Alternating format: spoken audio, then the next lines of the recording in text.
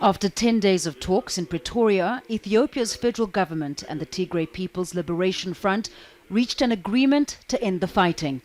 The talks were mediated by former Nigerian President Olusegun Obasanjo and former Kenyan President Uhuru Kenyatta. Today is the beginning of a new dawn for Ethiopia, for the Horn of Africa, and indeed for Africa as a whole. Let me hasten to thank God for this new dawn. We have seen in practice and actualization what we have tried to achieve for ourselves over the years, and that is African solution for African problems. The two-year conflicts killed thousands of people and forced many more from their homes.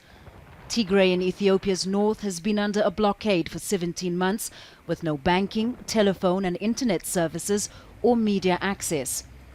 The Tigrayan delegation says it's made painful concessions and that trust must now be rebuilt. Our people have been killed not only through bullets but also for lack of food and medicine.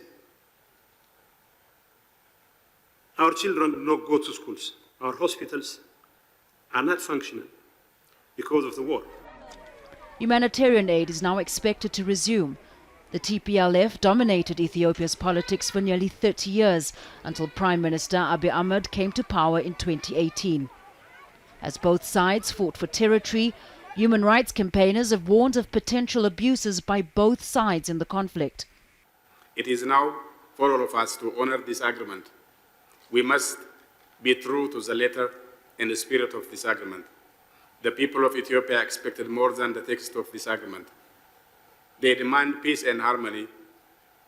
They desire development. International calls for an end to the war have been mounting in recent weeks. While the federal government has been assisted by troops from neighboring Eritrea, that country was not involved in the talks. This is not the first time there's been an agreement to end the fighting. A previous ceasefire fell apart in August this year.